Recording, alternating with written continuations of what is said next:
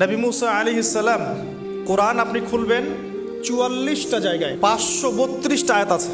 সুবহানাল্লাহ, ৪৪টা জায়গার ৫৩২টা আয়াতে আল্লাহ রাব্বুল আলামিন মুসা ফেরাউন মুসা ফেরাউন মুসা ফেরাউন আমাদেরকে বলেছে। কোরআন কাদের জন্য? আচ্ছা, আমাদেরকে এই ঘটনাটা বারবার বলার কি কারণ? আল্লাহ পাক কেন এতবার করে মুসা আলাইহিস সালাম আর ফেরাউনের ঘটনা আমাদেরকে বলছেন? আমাদের উম্মার সাথে তার কি সম্পর্ক? সম্পর্ক হচ্ছে নবী সাল্লাল্লাহু আলাইহি ওয়াসাল্লামের সোনালী যুগ যেটা, সেটা চলে যাওয়ার পরে এই ফিতনার যুগে সারা বিশ্ব জুড়ে নতুন নতুন ফেরাউনদের উদ্ভব হবে ইনশাআল্লাহ। হয়েছে কি হয় নাই? এবং এটা চিরায়ত পরিণতি। আল্লাহ পাক এই এতবার করে ৫৩২ বার এই মানুষদেরকে ফেরাউনের গল্প কেন শোনাচ্ছেন?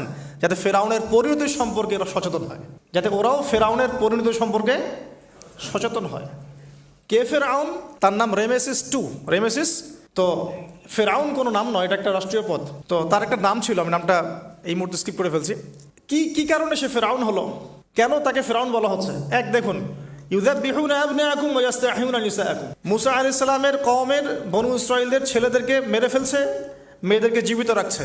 সারা বিশ্ব জুড়ে তোমরা কি মুসলমান ছেলেদেরকে মেরে ফেলছো না? এখন আমরা তাদেরকে বলতে চাই, মেসেজ দিতে চাই, সারা বিশ্ব জুড়ে নব্য ফেরাউনরা মুসলিম ছেলেদেরকে মেরে ফেলছে না? এখন মেয়েদেরকে জীবিত রাখছে না? এদেরকে মেসেজ দেওয়া হচ্ছে ৫৩২ বার, এদেরকে মেসেজ দেওয়া হচ্ছে। কে ফেরাউন? যে বলছে আনা রব্বুকুমুল আ'লা, আমি তোমাদের মহান রব। সারা ওয়ার্ল্ড যারা চালাচ্ছে তারা এই দাবি প্রত্যক্ষভাবে না করলেও পরোক্ষভাবে ঠিকই করছে। ওয়ার্ল্ডের কতগুলো জায়গায় আপনি দেখবেন যে অবনত চিত্তে আল্লাহ পাকের হুকুমের সামনে মাথা পেতে নিচ্ছে। কয়টা জায়গায় আল্লাহ পাকের সুপ্রিম লসগুলোকে এস্টাবলিশ করা হচ্ছে। তাহলে এটাকে ইনডাইরেক্টলি আপনি চ্যালেঞ্জ করছেন, আল্লাহ পাকের কিতাবকে আপনি ইনডাইরেক্টলি চ্যালেঞ্জ করছেন। এবং এটা আপনি সরাসরি না বললেও, যে আমি মহান রব নই, এ কথা সরাসরি না বললেও আপনার কাজে এটা প্রমাণ করছেন। আল্লাহ পাকের সমস্ত আহকাম হুকুম ইসলামিক বিধানগুলোকে উঠিয়ে দিয়ে জাহেলিয়াত প্রতিষ্ঠা করছেন, শিক্ষা ক্ষেত্রে, সাংস্কৃতিক ক্ষেত্রে, অর্থনৈতিক ক্ষেত্রে, ইভেন পলিটিক্যাল ক্ষেত্রে। তাহলে এটা কি ফেরাউনের আচরণ নয়? এটা কি ফেরাউনের আচরণ নয়? ফেরাউন কাকে বলে? ফেরাউনের ডেফিনেশন কি আসলে? তাকে একটার পর একটা নিদর্শন দেখানো হয়েছে। নয়টা নিদর্শন, 9টা দেখানো হয়েছে। আপনি সূরা তাহা পড়ুন, কসাস পড়ুন, পাবেন 9টা নিদর্শন। এতগুলো নিদর্শন আয়াত দেখার পরেও ফেরাউন ঈমান নিয়ে আসে নাই। তো এখন সারা ওয়ার্ল্ডে যারা আছে, বড় বড় ফেরাউন, নমরুদ, আজার, এদের সামনে নিদর্শনের অভাব আছে? এরপরেও কি তারা ইসলাম কবুল করছে, আত্মসমর্পণ করছে? ইসলামের উপর এত আগ্রাসন, এত ম্যাসাকার্ড অবস্থার পরেও ইসলাম কি দিন দিন কমছে না বাড়ছে? নিদর্শন। মুসলিমদের উপরে এত সাংস্কৃতিক আগ্রাসন, শিক্ষাক্ষেত্রে আগ্রাসন, অর্থনৈতিক আগ্রাসন, পলিটিক্যাল আগ্রাসন, এরপরেও কি মুসলিমরা কমেছে না বেড়েছে? নিদর্শন। সারা বিশ্বে পর্দা কত কথা, তারপরে পশ্চিমারাই এখন পর্দা করছে। নিদর্শন, ওরাই এখন পর্দার দিকে আসছে। প্রতিটা জায়গায় আপনি দেখুন, শিক্ষা থেকে উঠাই দিচ্ছেন ইসলাম, কিন্তু তারপরেও মানুষ মাদ্রাসার দিকে আসছে, তারপরেও দিন দিন মানুষ কোরআন শিখছে, তারপরেও দিন দিন মানুষ হাদিস শিখছে। আমরা সংস্কৃতির নামে নগ্নতা বেহায়াপনা ছড়িয়ে দিচ্ছি, তারপরেও দেখুন দিন দিন মানুষ আবার আল্লাহর দিকে ফিরে আসছে। যুব সমাজকে নাস্তিক বানানোর জন্য কত কি না করলাম আমরা, কত কি যে করলাম যুবকদেরকে নাস্তিক বানানোর জন্য, কিন্তু তারপরেও ইয়াংদের একটা বড় অংশ দিন দিন ইসলামের দিকে ফিরে আসছে। আলহামদুলিল্লাহ। দেখুন, এখনও কিন্তু ফেরাউনদের সামনে নিদর্শন যাচ্ছে। সবচেয়ে বড় কথা, তারা আল্লাহ পাকের অথরিটি, যে আমরা সভরেন্টি বলি যেটাকে, এইটা দাবি করেছিল ফেরাউন। এখন সেই সভরেন্টি দাবি করছি আমরা বড় বড় সংস্থাগুলোর মধ্য দিয়ে। আপনি আমাকে সরাসরি জিজ্ঞাসা করলে আমি বলবো ইউনাইটেড নেশনস একটা ফেরাউন। অফকোর্স ফেরাউন, কারণ সে সারা ওয়ার্ল্ডকে আল্লাহ পাকের হুকুম আহকাম থেকে বের করে মানুষের হুকুম আহকামের দিকে নিয়ে গেছে। সিম্পল। এখন আশুরার সাথে এগুলোর কি সম্পর্ক? এবার এই বিষয়টা দেখুন, একটু খেয়াল করুন, একটু মনোযোগ দিন। নবী মুসা আলাইহিস সালামকে আল্লাহ রাব্বুল আলামিন জন্ম দিয়েছেন কোন বছর জানেন? যেই বছর ওই সন্তান জন্মটা স্থগিত ছিল, 1 বছর তারা সন্তান জবাই করা। জ্যোতিষীরা বলেছিল একজন আসবে তোমার সিংহাসন কেড়ে নিবে। মুসা আলাইহিস সালামের নাম উল্লেখ করা হয় নাই। ফেরাউন খুব সতর্ক, এরপর থেকে যে বাচ্চাই জন্ম নেয় হত্যা করা হয়। সুবহানাল্লাহ। এখন সারা বিশ্বে বাচ্চাদেরকে হত্যা করা হচ্ছে না? আপনি ইয়েমেনের দিকে তাকান, সিরিয়ার দিকে তাকান, লেবানন, জর্ডান দেখেন, প্যালেস্টাইনের দিকে তাকান, আপনি প্যালেস্টাইনের দিকে তাকান, কতগুলো বাচ্চা, নিরীহ বাচ্চাদেরকে এত মারার পরেও আলহামদুলিল্লাহ আল্লাহ পাক ওইখানকার মাদের গর্ভে যমজ সন্তান দান করে। দেখবেন পৃথিবীর সবচেয়ে বেশি যমজ সন্তান হয় ছেলে সন্তান প্যালেস্টাইনে। সুবহান আল্লাহ পাকে দেখেন। তো মুসা আলাইহিস সালামকে আল্লাহ পাক জন্ম দিয়েছেন পরের বছর, মানে যে বছর জবাই করা চলছে তার পরের বছর মুসা আলাইহিস সালাম জন্ম নিয়েছে। এবার তার মা তো ভীত সন্ত্রস্ত, কি করবেন, কিভাবে হবে, ফেরাউন জানতে পারলে তো মেরে ফেলা হবে। এখন আল্লাহ পাক তাকে ওহী করলেন। এই ওহীটা নবুয়ত না, কিন্তু মনের মধ্যে ইলহাম, এটা কি বলি, ইলহাম, যে তুমি তোমার সন্তানকে ভাসিয়ে দাও। কোথায় ভাসাবে? কোনো মা পারবে? বলেন তো, মারা কেটে পারবে? ও মুসা আলাইহিস সালামের মায়ের কলবটা কেঁদে উঠলো। আল্লাহ পাক বলছেন, আমি যদি তার কলবকে দৃঢ় না রাখতাম সেই কাজ করতে পারতো না। সুবহানাল্লাহ। তার অন্তরকে দৃঢ় কে রাখে? আল্লাহ। আমরা সে আল্লাহর কাছে অন্তরের কলবের দৃঢ়তা কামনা করি। আমি এই জায়গা থেকে একটু মনোযোগ দিয়ে বুঝতে হবে, আস্তে আস্তে শেষ করে দিব। এবার আল্লাহ রাব্বুল আলামিনের শান এবং তার পরিকল্পনা দেখুন। আল্লাহ পাক মুসা আলাইহিস সালামের চেহারার মধ্যে মোহাব্বত, ভালোবাসা দিয়ে দিয়েছেন। মানে সুবহানাল্লাহ। অনেক মানুষ আছে না, বাচ্চা দেখলে মহব্বত জাগে, ভালো লাগে, খুব আদর করতে ইচ্ছা করে। ফেরাউনের ঘরে সন্তান নাই, তার স্ত্রী পানির ঘাটে, বাচ্চা চলে আসলো, বাচ্চা দেখে সে বলছে মাশাআল্লাহ, এত চমৎকার একটা সন্তান, ফুটফুটে বাচ্চা। ফেরাউনের কাছে নিয়ে গিয়ে বলছে, একে রেখে দেই, লা তাকতুলু, তাকে হত্যা করো না, আয়সা ইয়ানফাআনা আও নাত্তাখিযাহু ওয়ালাদা, তাকে আমরা রেখে দেই, হয়তো সে উপকারে আসবে, অথবা কোনো আমরা তাকে সন্তান হিসেবে গ্রহণ করতে পারি। তো ফেরাউন কিন্তু খুব সতর্ক ছিল। তারপরে আল্লাহ পাক তারই ঘরে মুসা আলাইহিস সালামকে বড় করলেন। সুবহানাল্লাহ। আর মুসা আলাইহিস সালাম ফেরাউনের স্ত্রী দুধও পান করছে না। তখন মুসা আলাইহিস সালাম একজন বোন আছে, সে গিয়ে তাদেরকে খবর দিল যে আমরা কি তোমাদেরকে হাল আদুল্লুকুম আলা মান ইয়াকফুলু, এমন একজনের কথা বলবো যে মুসাকে দুধ পান করাবে, এই বাচ্চাকে দুধ পান করাবে। আল্লাহ পাকের কি কৌশল, আল্লাহ পাক ওই মায়ের কোলেই আবার মুসা আলাইহিস সালামকে ফিরিয়ে দিলেন। এদিকে মায়ের দুধ খাচ্ছে, ফেরাউনের ঘরে বড় হচ্ছে, আবার ফেরাউন একটা বড় অঙ্কের হাদিয়া তার মাকে দিচ্ছে দুধ পান করানোর জন্য। সুবহানাল্লাহ। আল্লাহ পাকের পরিকল্পনা দেখেন। আমি আসলে বুঝাতে পারছি না ভাই, আমার ল্যাঙ্গুয়েজের প্রবলেমের কারণে মাফ করবেন। অনেক তথ্য মাথায় থাকলে কথা বলাও টাফ হয়ে যায়। তো সুবহানাল্লাহ, আল্লাহ পাকের পরিকল্পনা দেখুন। যে নবী মুহাম্মদ সাল্লাল্লাহু আলাইহি ওয়াসাল্লামকে মক্কা থেকে তাড়িয়ে দিচ্ছে মানুষ, আল্লাহ রাব্বুল আলামিন সেই মক্কা নবীর পায়ের সামনে এনে দিলেন। সুবহানাল্লাহ। মাত্র 8 বছরের ব্যবধানে। যে বদর যুদ্ধে মুসলিমদেরকে একদম নিঃশেষ করে দেওয়ার প্ল্যান করা হয়েছে, ওই বদরেই আল্লাহ রাব্বুল আলামিন আবু জেহেলের মৃত্যু লিখে রাখলেন। যে ইউসুফকে কুয়ায় ফেলে দিল তার ভাইরা, সেই ইউসুফকে আল্লাহ পাক সেখান থেকে রাজপ্রাসাদ, সেখান থেকে কারাগার, সেখান থেকে আবার নিয়ে আসলেন মিশরের পলিটিক্যাল পাওয়ার। আল্লাহর পরিকল্পনা। যে ইয়াসরিব একসময় ইহুদিদের দাপটের জায়গা ছিল, ওই ইয়াসরিব মুসলিমদের পরতলগত করলেন আল্লাহ পাক হিজরত করিয়া। বাদশাহ নাজাশি আবিসিনিয়ায়, আমি তো মালয়েশিয়াকে একটা আবিসিনিয়া মনে করি, এখানে মাশাআল্লাহ এরকম পরিবেশ আছে, শান্তিপূর্ণ ইসলামী পরিবেশ। বাদশাহ নাজাশির এরকম পরিবেশ ছিল। বাদশাহ নাজাশি কিন্তু মুসলিম ছিল না, সে খ্রিস্টান ছিল। তারপরেও নবীজি বলতেন বাদশাহ নাজাশির রাজ্যে কেউ জুলুমের শিকার হয় না। সুবহানাল্লাহ। যদিও সে মুসলিম ছিল না, ওখানে ইসলাম নিয়ে গেলেন আল্লাহ পাক, ওখান থেকে পুরো আফ্রিকা ইসলাম ছড়িয়ে পড়লো। সুবহানাল্লাহ। এক খালেদ বিন ওয়ালিদ রাদিয়াল্লাহু আনহু, যার হাতে উহুদ যুদ্ধে বহু মুসলিমের প্রাণ গিয়েছে না, সেই মানুষকে আল্লাহ রাব্বুল আলামিন হেদায়েত দিয়ে 100টা যুদ্ধ করিয়েছেন। সুবহানাল্লাহ। আল্লাহ পাকের পরিকল্পনা আমরা বুঝতে পারবো না, আল্লাহ পাকের পরিকল্পনা আমরা বুঝতে পারবো না। মাকারু ওয়া মাকারাল্লাহ, তারা কৌশল করে, আল্লাহ পাকও পরিকল্পনা করে। দেখেন এই যে প্যালেস্টাইন নিয়ে এত সমস্যা করছে না, আল্লাহ পাকের কি পরিকল্পনা। সুবহানাল্লাহ। আল্লাহ পাক সমস্ত জিউসদেরকে ওইখানে একত্রিত করেছেন। কেন জানেন? কেন জানেন? আল্লাহ পাক এই যে 1914 থেকে নিয়ে 2023 এই যে সালগুলো চলছে, 100 বছর, লাস্ট 100 বছরে সারা ওয়ার্ল্ডের জিউসদেরকে ওখানে একত্রিত কেন করেছেন জানেন? যেইভাবে আল্লাহ পাক ফেরাউনের দলবলকে লোহিত সাগরে ডুবিয়ে দিয়েছেন, ওইভাবে আল্লাহ পাক প্যালেস্টাইনিদের সবাইকে ডুবাবে ইনশাআল্লাহ। এটাও আল্লাহ পাকের একটা বড় পরিকল্পনা। এটা ওরা বুঝতে পারছে না, কিন্তু সময় সাক্ষী দেবে ইনশাআল্লাহ। দেখে নিন, আমরা 100% হলফ করে বলতে পারি এটা হবেই ইনশাআল্লাহ। এই কারণেই লাস্ট এই যে অটোম্যানদের ডিফিটের পর থেকে নিয়ে 1970 থেকে নিয়ে যে first world war, second world war করতে করতে সব জায়গা থেকে জিউসরাকে একত্রিত করেছে এখানে। বিকজ অফ লাস্ট একটা সর্বশেষ একটা ম্যাসাকার আল্লাহ পাক করবেন এদেরকে ইনশাআল্লাহ। কার হাতে? ঈসা আলাইহিস সালামের হাতে। আমাদের উম্মতের মধ্যে কে নেতৃত্ব দিবেন? ইমামুল মাহদি, যার নাম হবেন মুহাম্মদ। তার নাম কি? মুহাম্মদ। তার বাবার নাম আব্দুল্লাহ, তার মায়ের নাম হবে আমিনা।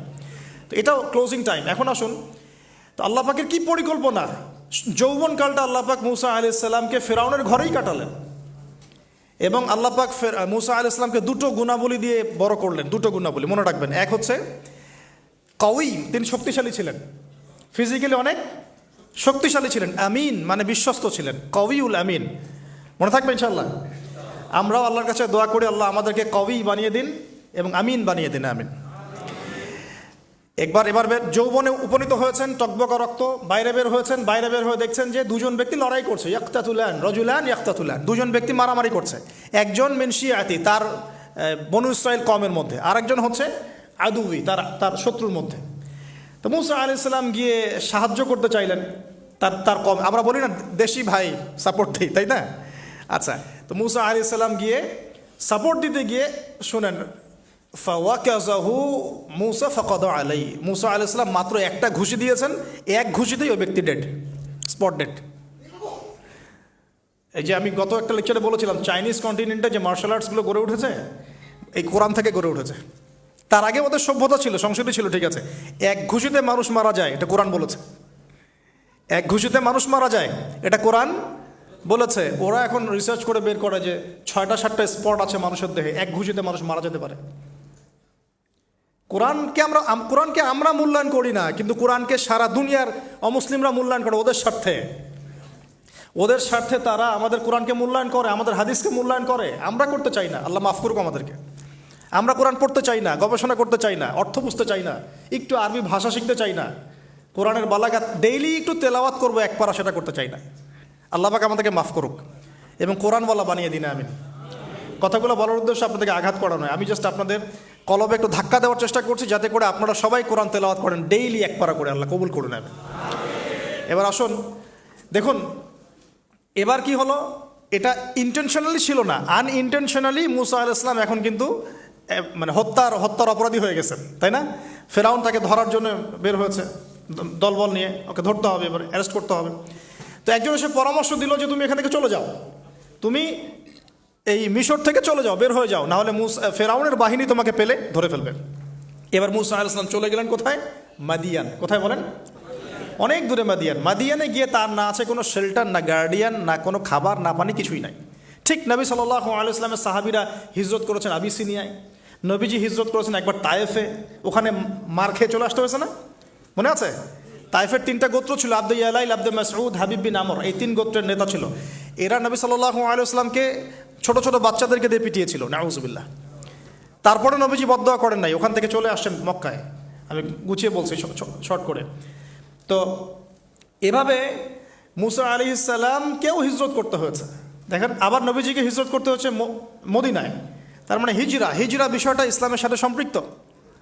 পরিবেশ পরিস্থিতি অনুকূলে না থাকলে, যেখানে ভালো পরিবেশ সেখানে গিয়ে মানুষ থাকতে হবে। আলহামদুলিল্লাহ, এখানে ভালো পরিবেশ আছে, আপনারা ভালো পরিবেশ পেয়েছেন। কিন্তু যারা চ্যালেঞ্জ গ্রহণ করে সমাজের জাহেলিয়াতগুলোকে সরানোর চেষ্টা করবে, সংস্কারের চেষ্টা করবে, তারা আল্লাহর কাছে অনেক বেশি পছন্দের। তার মানে প্রথম ফাইট আমাদেরকে করতে হবে। করতে করতে গিয়ে এক পর্যায়ে যদি দেখি যে না আর পারছি না, তখন কি? হিজরা। এটা মাথায় রাখতে হয়। এখন নবী সাল্লাল্লাহু আলাইহি ওয়াসাল্লামকেও করতে হচ্ছে। মুসা আলাইহিস সালাম চলে গেলেন মিশর থেকে কোথায় বলেন? মাদিয়ানে। তখন আরেকজন নবী ছিলেন, তার নাম কি? শুআয়ব। এটা মাশাআল্লাহ, শুআয়ব আলাইহিস সালাম। শুআয়ব আলাইহিস সালাম সম্পর্কে আল্লাহ পাক বলেছেন তিনি অত্যন্ত চমৎকার বাগ্মী ছিলেন। মানে তিনি নবীদের মধ্যে অনেক সুন্দর করে কথা বলতে পারতেন। সুবহানাল্লাহ, সুবহানাল্লাহ। তো শুআয়ব আলাইহিস সালামের কওমের নাম কওমে মাদিয়ান।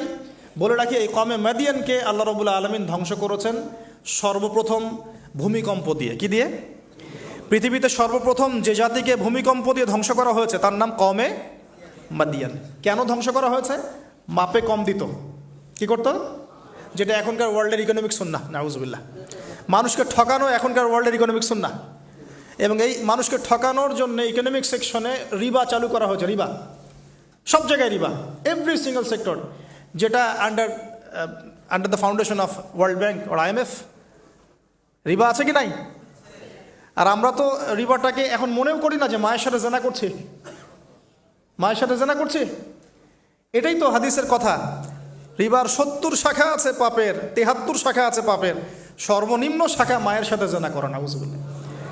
তো এটা ইকোনমিক সুন্নাহ হয়ে গেছে না এখন? মানুষকে ঠকানো, মাপে কম দেওয়া, রিবা। আর আমরা তো মাশাআল্লাহ ঘুষ ছাড়া কিছু হয় না, দুর্নীতি ছাড়া হয় না, টেবিল পাসই হচ্ছে না। আল্লাহ মাফ করুক আমাদেরকে। তবে এগুলা আমাদের ইবাদতকে নষ্ট করে ফেলছে। কারণ হারাম রিজিক থাকলে ইবাদত দোয়া কবুল হয় না। আল্লাহ পাক আমাদেরকে হালাল খাওয়ার তৌফিক দান করুন। এখন প্রিয় ভাইরা, ওখানে গিয়ে কিচ্ছু নাই, নিঃস্ব অবস্থায় কি দোয়া করতে পারেন একজন মানুষ, এই দোয়াটা শিখে নেন, ইনশাআল্লাহ আপনার জীবনের সমস্ত সংকট কেটে যাবে ইনশাআল্লাহ। আমি নিজেও এই দোয়াটা বেশি বেশি করার চেষ্টা করি। দোয়াটা হচ্ছে, মুসা আলাইহিস সালাম একটা গাছের নিচে হেলান দিয়ে বসলেন, বসে দেখলেন দুইজন মেয়ে দাঁড়িয়ে আছে দূরে, পানি নিতে পারছে না, লোকজন পানি নিয়ে যাচ্ছে, ওরা দাঁড়িয়ে আছে বেচারি। তো মুসা আলাইহিস সালাম গিয়ে বললেন, কি সমস্যা আপনাদের? এটা নিয়ে আপনারা আবার মেয়েদের সাথে কথা বলার চেষ্টা করেন না, ঠিক আছে? তো মাহারাম গায়রা মাহারাম মেনে চলে। তারা বললেন যে আমাদের বাবা অনেক বৃদ্ধ মানুষ, আমরা পানি নিতে পারি না যতক্ষণ না আমাদের কম পানি নিয়ে চলে যায়। তো মুসা আলাইহিস সালাম তো একটু বললাম না, ফিজিক্যালি খুব স্ট্রং ছিলেন, থাকে না বডি বিল্ডার, সামনে গিয়ে কথা বলে সরো পানি নিতে দাও, তখন মানুষ একটু মূল্যায়ন করে না। তো মুসা আলাইহিস সালাম এভাবে পানি নিয়ে দিলেন এবং বাছুরদেরকে পানি পান করালেন, করিয়ে গাছের নিচে এসে বসে আছেন। বসে বসে তিনি দোয়া করছেন, এই যে দোয়াটা তিনি দোয়া করছেন, রব্বি, একটা নেক কাজ করলেন না, মানুষের উপকার করলেন, নেক কাজ করে এসে গাছের নিচে বসে দোয়া করছেন, আল্লাহ এখানে তো আমার খাবার পানি বাসস্থান কিছুই নাই, আমি কি করব? রব্বি ইন্নি লিমা আনজালতা ইলাইয়া মিন খায়রিন ফাকির, রব্বি ইন্নি লিমা আনজালতা ইলাইয়া মিন খায়রিন ফাকির। আবার বলেন, রব্বি ইন্নি লিমা আনজালতা ইলাইয়া মিন খায়রিন ফাকির। অর্থ হচ্ছে, হে আল্লাহ, তুমি তোমার পক্ষ থেকে আমার উপরে যে নিয়ামতগুলো দিবে, আমি এর জন্য ফকির হয়ে বসে আছি আল্লাহ। অর্থ বুঝে পড়বেন ভাই, নামাজ রোজা হজ জাকাত যাই করেন আল্লাহর ওয়াস্তে অর্থ বুঝে পড়বেন। অর্থ বুঝে পড়লে আপনার ইবাদতের স্বাদ পাবেন, তৃপ্তি পাবেন, আল্লাহর সাথে কানেকশন হবে, আল্লাহর নূর পাবেন, মাআরিফত পাবেন, সত্য স্বপ্নও দেখবেন তখন ইনশাআল্লাহ, তখন সত্য স্বপ্ন দেখবেন ইনশাআল্লাহ। আল্লাহ পাক তৌফিক দান করবেন। এবার আল্লাহ পাকের সাহায্য নেমে আসলো, ওই দুই মেয়ের মধ্যে একজন হেঁটে হেঁটে চলে আসে। এবার এই মেয়ের হাঁটা সম্পর্কেও কোরআন কথা বলেছে, সুবহানাল্লাহ। এই মেয়ে কিভাবে হেঁটে এসেছে এই হাঁটার বর্ণনাও কোরআন দিয়েছে। কোরআন বলেছে এই মেয়ে হেঁটে আসছে লাজুক পায়ে। কি পায়ে? এখন আপনি এই পুরো ওয়ার্ল্ডের মেয়েদের হাঁটা দেখেন, লজ্জা আছে? তাহলে মেয়েদের সাথে লজ্জা একটা গভীর সম্পর্ক আছে। এই মেয়ের প্রশংসা আল্লাহ পাক কোরআনে করলেন, লাজুক পায়ে লাজুক ভঙ্গিতে অবনত নয়নে সে হেঁটে আসলো। এখন আপনি কেলে যান, গো টু খেল, আপনাদের টুইন টাওয়ারে যান, দেখেন সবার হাঁটার চলা দেখেন। হায়া লজ্জার কোনো বালাই আছে এখানে? আমি গত লেকচারে বলেছিলাম যে আদম আলাইহিস সালাম এবং হাওয়া আলাইহিস সালাম, ইবলিস তাদের সাথে প্রথম যে আচরণ করেছে ওই ফল খাওয়ানোর পরে, সেটা কি? তাদের গা থেকে পোশাক খুলে পড়ে গেছে, মানে নগ্ন করে দিয়েছে আমাদের পিতামাতাকে, মহাবিশ্ব নগ্ন করে দিয়েছে কে? ইবলিস। তো এখন এই পৃথিবীতে আমরা যারা নগ্নতার চর্চা করছি, তার কার এজেন্ট আমরা বুঝতে বাকি আছে? আমার কথা কি বুঝতে পারছেন কি না? এই কানেকশন মেলানোর চেষ্টা করেন, ডটসগুলো মেলানোর চেষ্টা করেন। সামনে যাই প্রিয় ভাই, এই মেয়ে এসে বলছে, আমার বাবা আপনাকে ডাকেন, আমার বাবা আপনাকে ডাকছেন। তিনি গেলেন, বাবা শুআয়ব আলাইহিস সালাম। তখন এক বোন ইনডাইরেক্টলি বাবাকে বোঝাচ্ছে যে বিয়ে শাদী দিলে ভালো হয়। এক বোন বলছে যে আপনি তো তাকে পুরস্কৃত করতে চাচ্ছেন, তাহলে এইরকম কওয়িউন আমিন একজন মানুষকে সবচেয়ে ভালোভাবে পুরস্কৃত করা যায় তার যথাযোগ্য প্রতিদান দেওয়ার মধ্য দিয়ে। তো মেয়ের ইশারা বাবা বুঝেছেন, তিনি নিজের এক মেয়ের সাথে মুসা আলাইহিস সালাম বিয়ে দিলেন, সুবহানাল্লাহ। তবে শর্ত দিলেন, দেনমোহর কি? মোহর তো নাই। মোহর কি? এবার মোহর হচ্ছে 8 বছর তোমাকে আমার ফার্মে কাজ করতে হবে। এটা আগেকার একটা স্টাইল ছিল, সুন্নাহ। এটা এখন নাই যদিও, আগে এরকম ছিল যে দেনমোহর দেওয়ার জন্য এই একটা পদ্ধতি ছিল। যেমন ইয়াকুব আলাইহিস সালামের ক্ষেত্রেও এরকম 7 বছরের কথা আসছে, তিনি 7 বছর তার শ্বশুরের ফার্মে কাজ করেছেন। এটা নতুন ছিল না ওই সময়, এটা কমন ছিল। এখন যেমন আমাদের দেশে কমন 10 লাখ টাকা মোহর হবে, 10,000 টাকা দিব, বাকিটা সব বাকি, তাই না? তো এরকম আর কি কমন কিছু বিষয় থাকে আর কি। আস্তাগফিরুল্লাহ, মাফ করুক। বলবে বাসরাতে, বলবে আমাকে মাফ করে দাও, শুরুতেই নিজের গায়রথহীনতার পরিচয় দিল। আবার এদিকে শ্বশুরের কাছে মাশাল্লাহ মোটা অঙ্কের ডোনেশন নিতে চাচ্ছে, যৌতুক। বিয়ে আমাদের ওখানে মাশাল্লাহ মানে কেনা বেচা, মেয়ে বিক্রি করতেছে আর ছেলে কিনতেছে। এবার 8 বছর পূর্ণ করা হলো, তিনি আরও 2 বছর 10 বছর পূর্ণ করলেন। এই 10 বছরে মুসা আলাইহিস সালাম নববী পরিবেশ পেলেন, অভিভাবক পেলেন, স্ত্রী পেলেন, প্রেমময়ী সন্তান ইত্যাদি সব কিছু। এবার আল্লাহ রাব্বুল আলামিন তাকে মিশরের দিকে যাওয়ার যে সময় তো এখন হয়ে গেছে, 10 বছর হয়ে গেছে, মিশরের দিকে যেতে হবে। যাওয়ার পথে স্ত্রীর প্রসব বেদনা উঠেছে, তখন মুসা আলাইহিস সালাম আগুন খুঁজছেন। আগুন কি খুঁজছেন ভাই? আগুন। আগুন খুঁজতে খুঁজতে খুঁজতে খুঁজতে তুর পাহাড়ের ওখানে গিয়ে দেখছেন যে আগুন গাছে জ্বলছে, সবুজ পাতার উপরে আগুন। তিনি অবাক। এই সময় আওয়াজ আসলো, বিসমিল্লাহির রহমানির রহিম, ইন্নী আনা রব্বুক ফাখলা'না আলাইক ইন্নাকা বিল ওয়াদিল মুকদ্দাসি তুয়া। মুসা, ইন্নানি আনা আল্লাহ লা ইলাহা ইল্লা আনা ফা'বুদনি ওয়া আকিমিস সালাতা লিযিকরি। মানে এখানে অনেকগুলো কথা আছে, সূরা তাহার মধ্যে আছে। আওয়াজ চতুর্দিক থেকে ভেসে আসলো। মহান আল্লাহ রব্বুল আলামিন তার শান অনুযায়ী, তার ইজ্জত অনুযায়ী তিনি যেভাবে কথা বলেন সেভাবে মুসা আলাইহিস সালামের সাথে কথা বললেন। আল্লাহু আকবার। বললেন, ইয়া মুসা, হে মুসা, ইন্নানি আনা আল্লাহ, নিশ্চয়ই আমি আল্লাহ, লা ইলাহা ইল্লা আনা, আমি ছাড়া কোনো ইলাহ নাই, ফা'বুদনি, তুমি আমার ইবাদত করো, ওয়া আকিমিস সালাতা লিযিকরি, আমার ইবাদতের জন্য সালাত কায়েম করো, আমার জিকিরের জন্য সালাত কায়েম করো, আমার স্মরণের জন্য সালাত কায়েম করো। ফাখলা'না আলাইক, তোমার জুতা খুলে ফেলো, ইন্নাকা বিল ওয়াদিল মুকদ্দাসি তুয়া, তুমি তুয়া উপত্যকায় আছো, পবিত্র তুয়া উপত্যকায় আছো। আদব শেখানো হলো। এভাবে অনেক কথোপকথন হলো। নবী মুসা আলাইহিস সালাম ভয় পেয়ে গেলেন এবং আল্লাহ পাক আরও কথা বললেন, ওয়ামা তিলকা বিয়ামিনিকা ইয়া মুসা, তোমার ডান হাতে এটা কি? মুসা আলাইহিস সালাম বলছেন, ক্বালা হিয়া আসায়া আতাওয়াক্কাউ আলাইহা ওয়া আহুশু বিহা আলা গনামি ওয়া লিয়া ফিহা মাআরিবু উখরা, এটা তো আমার লাঠি, এটা দিয়ে আমি ডালপালা পারি, আমার ওই যে গবাদি পশু চড়াই। আল্লাহ পাক বলছেন যে এটা ছুঁড়ে মারো, আলকিহা ইয়া মুসা, এটা ছুঁড়ে মারো। ফালকাহা, তিনি ছুঁড়ে মারলেন, ফাইদা হিয়া হাইয়াতুন তাসা, এবং এটা ছোটাছুটি শুরু করলো, বড় একটা সাপ হয়ে গেল। সুবহানাল্লাহ। এগুলো কোনো গাল গল্প নয়, এগুলো আল্লাহ রাব্বুল আলামিনের মুআজিজা, মুআজিজাতুল কুবরা, এটা বড় মুআজিজা। তিনি পিছনের দিকে দৌড়ানো শুরু করলেন সাপ দেখে, খাইফান ইয়াতারাক্কাব, মানে ভয়ে দৌড়ানো শুরু করলেন। আল্লাহ পাক বলছেন, লা ইয়াখাফু লাদাইনাল মুরসালিন, আমার কাছে রসুলগণ ভয় পায় না, তুমি ভয় পেও না, তুমি ওটাকে ধরো পিছন থেকে, সেটা আবার লাঠি হয়ে যাবে। পিছন থেকে হাত দেওয়া হলো, লাঠি হয়ে গেল। সুবহানাল্লাহ। এবার বলছেন যে তুমি তোমার বগলের নিচে হাত ঢুকাও। মুসা আলাইহিস সালাম বগলে হাত ঢুকালেন, বের করলেন, হাত থেকে টর্চ লাইটের মতো আলো বের হওয়া শুরু হলো। এটা দ্বিতীয় নিদর্শন। কেন দেয়া হলো নিদর্শন?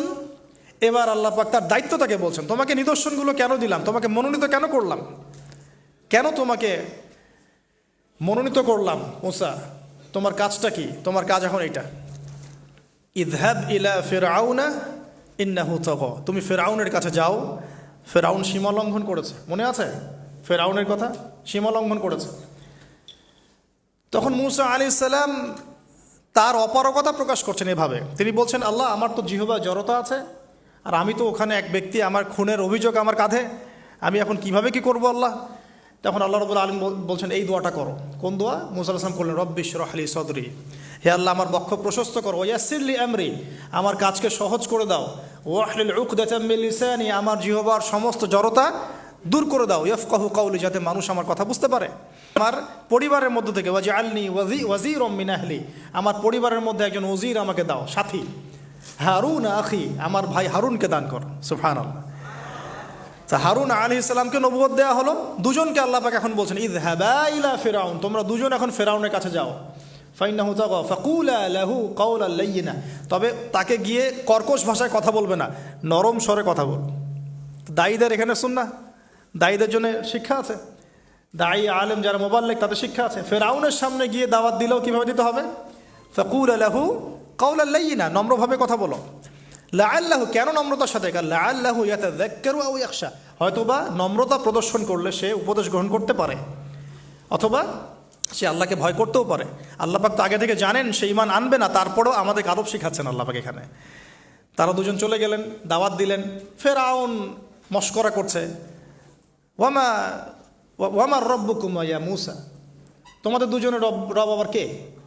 হ্যাঁ, মুসা আলাইহিস সালাম বুঝাচ্ছেন, রব্বি আল্লাযী, আমার রব সেই রব যিনি জীবিতকে মৃত করেন, মৃতকে জীবিত করেন, ইত্যাদি।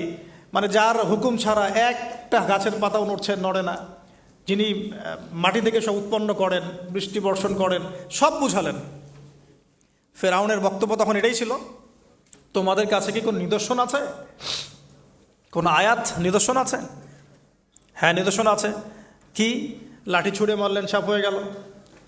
এখন ফেরাউন বলছে এটা তো জাদু, এটা কি? আমার জাদুকররাও এটা পারে, জাদুকরদেরকে ডেকে না হলো, জাদুকররাও লাঠি ছুঁড়ে মারলো, সাপ হয়ে যাচ্ছে। কিন্তু এই বড় সাপ ওদের সব সাপকে খেয়ে ফেললো। তখন ফেরাউন কিন্তু ভয় পেয়ে গিয়েছিল। এরপরেও এই যে হাত বের করে আলোর এই নিদর্শন দেখানো হলো, তাওহীদের দাওয়াত দেওয়া হলো, ফেরাউনকে ভয় করতে বলা হলো, ফেরাউনকে সতর্ক করা হলো যে আমার রব, আপনার রব, সবার রব হচ্ছেন আল্লাহ। সব কিছু বোঝানো হলো, কিন্তু ফেরাউন এই কোনো কথাই গ্রহণ করলো না। এরপরে সে বনু ইসরাইলকে ডিভাইড অ্যান্ড রুল করলো। ডিভাইড অ্যান্ড রুল মানে ওদেরকে ভাগ করতো এবং রুল করতো, ঠিক যেটা এখনকার গ্লোবাল অ্যাফেয়ার্সে করা হচ্ছে। ডিভাইড অ্যান্ড রুল, আমাদেরকে তারা ভাগ করে দিয়েছে। আমাদের পুরো কমিউনিটি, গ্লোবাল মুসলিম কমিউনিটিকে তারা ভাগ করে দিয়েছে এবং রুল, শাসন করছে। এবং কারো গায়ে আঘাত লাগলে আরেকজন গিয়ে সেই ব্যথা নিরসন করতে চায় না, বরং অপেক্ষা করে আমার গায়ে তো আর আসে নাই, তার গায়ে আসছে। ঠিক আছে, ব্যাপারটা এটা শুধু গ্লোবাল অ্যাফেয়ার্স না, এটা সবখানে একটা রাষ্ট্রের ভিতরেও ঢুকে গেছে। ওই ভাইকে বলছে বলুক, আমাকে তো আর কিছু বলে নাই, ওকে গায়েব করে ফেলুক, আমাকে তো আর কিছু করে নাই, ও ভিতরে গেছে, আমাকে তো কিছু বলে নাই। এই আচরণের কারণে আস্তে আস্তে আস্তে আস্তে মুসলিমদের শক্তি সব সংকুচিত হয়ে আসে। এটা নতুন কোনো বিষয় না, ফেরাউনের সুন্নত এটা, ডিভাইড অ্যান্ড রুল, যেটা ব্রিটিশরা করে গেছে সারা ওয়ার্ল্ডে। সুবহানাল্লাহ, দেখুন সব কিছু ওরা কোরআন থেকেই নিচ্ছে মনে হচ্ছে আমার কাছে। তো এখন একটা দুইটা না, নয়টা পরীক্ষা ফেরাউনকে করা হলো। মুসা আলাইহিস সালাম যখন বলেন দোয়া করেন, তখন গজব উঠে যায়। ফেরাউন তখন এসে বলে যে ঠিক আছে, তুমি দোয়া করো, তাহলে আমরা বনু ইসরাইলকে ছেড়ে দিব। যখনই মুসা আলাইহিস সালাম দোয়া করে, গজব উঠে যায়, সে আর বনু ইসরাইলকে ছাড়ে না। এখন এভাবে 9টার বর্ণনা আসছে। একবার আসছে পঙ্গপালের শাস্তি, একবার আসছে ব্যাঙের শাস্তি, একবার আসছে মহামারীর শাস্তি, একবার আসছে উকুনের শাস্তি, একবার রক্তের নদী। এরকম 9টা আযাব আল্লাহ পাক দিয়েছেন কাদেরকে? এই ফেরাউনের সম্প্রদায়। সর্বশেষ, আমি লম্বা করলাম না, সর্বশেষ যেটা হয়েছে, কারণ আমি কনক্লুশনে কিছু পয়েন্ট বলবো। সবশেষে যেটা হলো 20 বছর, কত বছর? প্রায় 20 বছর জুলুম করলো ফেরাউন দাওয়াত পাওয়ার পরে। প্রায় 20 বছর। দাওয়াত পাওয়ার আগের কথা তো বাদ, ইসলামের দাওয়াত পাওয়ার প্রায় 20টা বছর সে বনু ইসরাইলকে এভাবেই টর্চার করতে থাকলো। 9টা নিদর্শন আসলো, কোনোটাই সে গ্রহণ করলো না। এবং সর্বশেষ তার কল ছিল যে আমি ছাড়া তোমাদের কোনো রব আছে এটা আমি জানি না, নাউজুবিল্লাহ। এবং সূরা নাবার মধ্যে আল্লাহ বলেছেন যে ফেরাউন বলেছিল আনা রব্বুকুমুল আ'লা, আমি তোমাদের মহান রব, নাউজুবিল্লাহ। এই ছিল ফেরাউনের শেষ স্টেটমেন্ট। এবার মুসা আলাইহিস সালাম বনু ইসরাইলকে নিয়ে চলে যাচ্ছেন মিশর থেকে। ফেরাউন দলবলে ধাওয়া করছে, সামনে সাগর আর পিছনে ফেরাউনের বাহিনী। মুসা আলাইহিস সালাম এখানে বনু ইসরাইলকে নিয়ে একটা রিম রক বলি আমরা, যেটা পাহাড়ে উঠতে সামনেও যেতে না পারে, পিছনেও যেতে না পারে, এরকম একটা অবস্থা। এই সময়ে মুসা আলাইহিস সালামের গোত্রের কিছু মানুষ বলেছিল যে ইয়া মুসা ইন্না লামুদরাকুন, হে মুসা আমরা তো ধরা পড়ে গেলাম, আমরা মনে হয় আজকে ধরা পড়ে গেলাম। এই অবস্থাতে মুসা আলাইহিস সালাম বলেছিলেন, একটু বোঝার চেষ্টা করেন, পিছনে ফেরাউনের বিশাল বাহিনী, সামনে সমুদ্র, যাওয়ার কোনো জায়গা নাই, একদম কোনো জায়গা নাই, খালি চোখে কোনো জায়গা দেখা যাচ্ছে না। ওই সময় খালি চোখে, বাহ্যিক চোখ দিয়ে কোনো উপায় দেখা যাচ্ছে না। বাহ্যিক চোখে ওই সময় কোনো উপায় দেখা যাচ্ছে না নিষ্কৃতির, নাজাতের। ঠিক এখন সারা ওয়ার্ল্ডে বাহ্যিক চোখে মুসলিমদের নাজাতের কোনো পথ দেখা যাচ্ছে না। বাহ্যিক চোখ দিয়ে কি করবে মুসলিমরা? খালি পড়াশোনা করবে, না কমিউনিটি করবে, না জিহাদ করবে, নাকি তাগুতের এগেনস্টে লড়বে? কি করবে মুসলিমরা?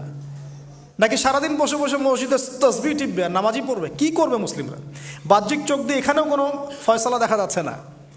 তখন আল্লাহ রাব্বুল আলামিন মুসা আলাইহিস সালামকে একটা পরীক্ষাও নিলেন। একজন বলছে ইন্না লামুদরাকুন, আমরা ধরা পড়ে গিয়েছে। মুসা আলাইহিস সালাম তখন বলছেন দৃঢ় চিত্তে, কাল্লা, কখনো না, ইন্না রব্বি মাইয়া সাইয়াহদিন, নিশ্চয়ই আমার রব আমার সাথে আছেন, তিনি আমাকে পথ দেখাবেন। সুবহানাল্লাহ। তাহলে আজকেও মুসলিমদের সারা ওয়ার্ল্ড ওয়াইড এই চেতনাই থাকা উচিত যে কাল্লা, কখনো না। আল্লাহ ইন্না রব্বুনা মা'ানা, নিশ্চয়ই আমাদের রব আমাদের সাথে আছেন, তিনি আমাদেরকে পথ দেখাবেন ইনশাআল্লাহ। এই পথে আমরা চাই ইহদিনাস সিরাতাল মুস্তাকিম, তাই না? সিরাতাল লাযিনা আনআমতা আলাইহিম গায়রিল মাগদুবি আলাইহিম ওয়ালাদ-দাল্লিন। এই বাস যখন আপনি পুরো দমে আল্লাহর উপর তাওয়াক্কুল করে ফেলবেন, তখনই তো আল্লাহ রাব্বুল আলামিনের নুসরা নেমে আসবে।